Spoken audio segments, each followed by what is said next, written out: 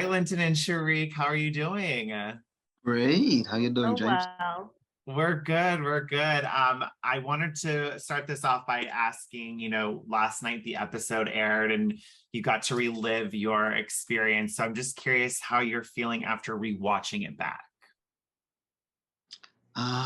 Feeling very, very satisfied but disappointed at the same time. Satisfied that we had the experience.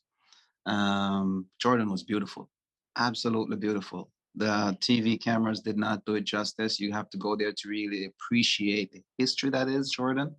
The Yeah. desert was just something that I've never experienced before. Sharik did when she went to Morocco. But very disappointing because I was hoping that we would have had more time together and more time on the race. But nonetheless, I loved every minute of it. And what about for you, Sharik? Honestly, same. Kind of as my dad mentioned, one of my favorite countries on the planet is Morocco. And to kind of go there with my dad and show him Arabic culture and Arabic food, and just to kind of be in this, space with him was just, it was surreal. It's something that I would do again and again and again, even if that means I have to endure heat exhaustion and 110-degree weather. Yeah, I Um, was gonna say, oh my God, it looked hot. was incredibly hot. So it was, yeah. I feel very satisfied watching it again, and how we went out. We finished it, and we went and we executed. So feeling very satisfied. And that you did. And then I know we got to see from the first episode just how much of a fan of the show you both are and how you grew up watching it with your dad, Sharik. So I'm curious, when you got the phone call from casting that you were going on to the show, Sharik, I saw the video. You were very emotional when you got that phone call.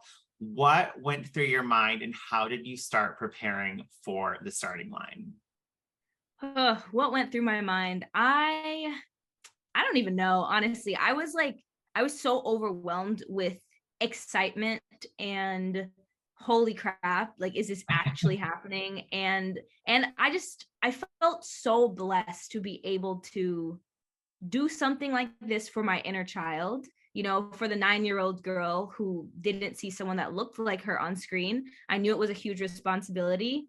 And I was so excited. The very next thought is, oh my gosh, I have to get in shape, which I did not. I always am like, you know what? I live in New York City. I walk all the time. I'm in shape. I walk upstairs. Not enough for the race. But I was so excited, so overwhelmed with good emotions when I found out. And how about for you, Linton? Same. Something that we've talked about for years actually was happening. It was just so surreal. I had to pinch myself when I got to LA. Am I really here? Are we going to Yeah. do this? So that was just absolutely amazing. I did prepare by going to Prospect Park, doing some riding, doing some running, doing some extra walking. Tried to do some Sudoku puzzles to see if we could get ready for it and just be in that mindset of this is a competition. Let's try to do our best. Let's just finish anything we start. So it was exciting. It was exciting. Well, and having been fans of the show, finally getting to the starting line, what were your initial thoughts when Phil said this is going to be a season of firsts? One of those being that there are no non-eliminations this season, and you're going to have to do a scramble. Man, my immediate reaction was, what the heck? Because Literally. we actually watched the show over the years and we were saying, okay, this is how it's going to go because this is the way it has always gone. But then when he said scramble, I was like, what the heck is this? It's not Right. egg. We're scrambling. What are we scrambling?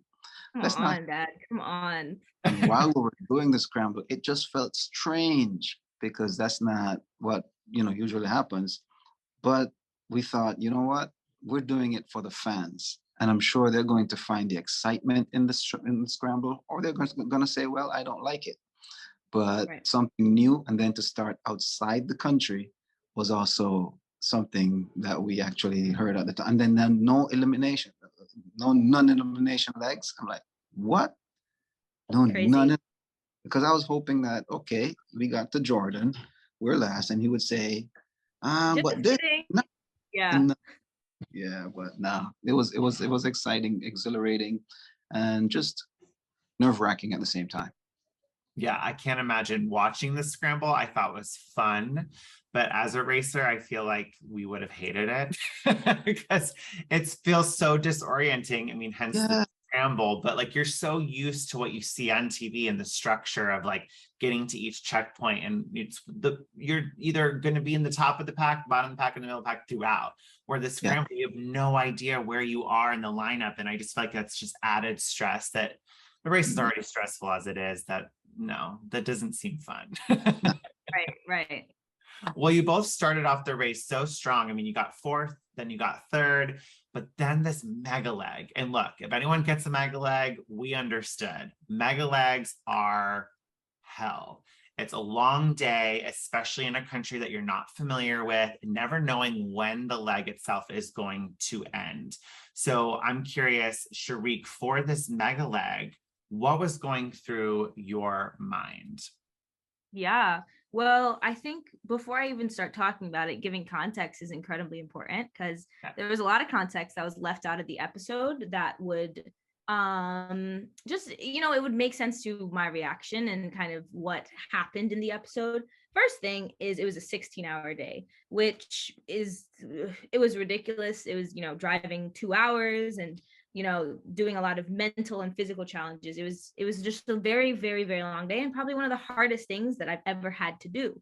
I'm Gen Z, so I'm used to breaks. I'm used to just like being able to like be on TikTok for a few hours and then I come back to real life. But in the race, that's not necessarily possible. And honestly, social media and being on my phone has kind of become one of my coping mechanisms. So not being able to have that coping mechanism or that safety net was like just very difficult for me throughout the entire race. So it was, as I said, 16-hour day. Around hour 12 is when I got triggered, and that is the reason for the reaction. So the trigger was basically that we got to sculpting fourth place and we left in eighth place.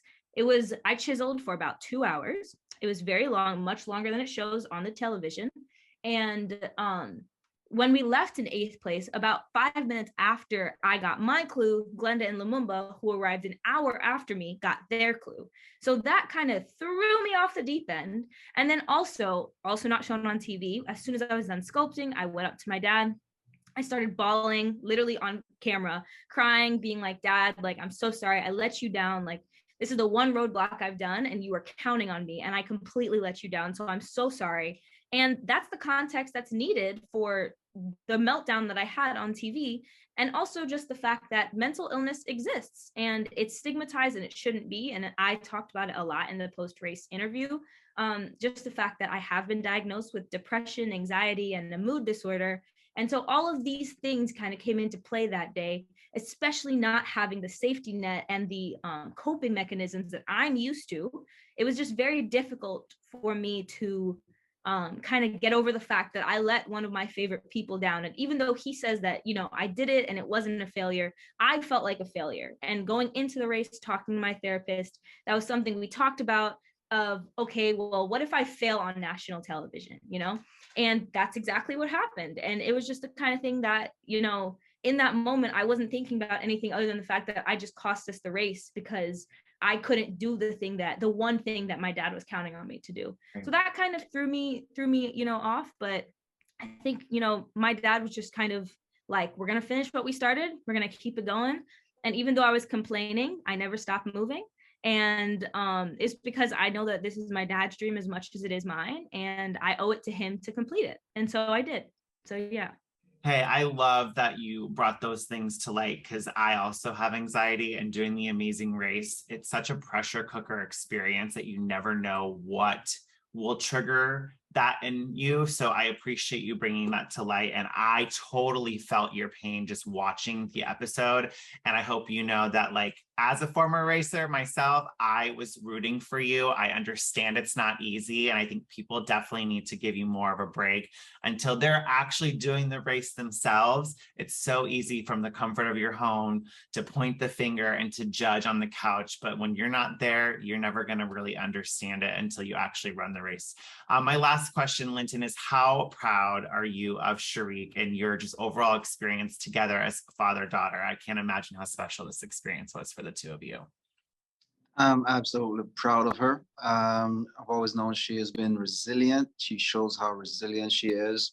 From episode 4 to episode 5, you could see that change in that mindset. And the experience was jarring for both of us. The experience was grueling, especially after the mega leg. But to see Sharik come back for Jordan and say, hey, you know what? Let's do this, Dad. Let's get it done. Even though we were at the back of the pack for real this time, she just didn't give up. She was right there with me, and we did it together.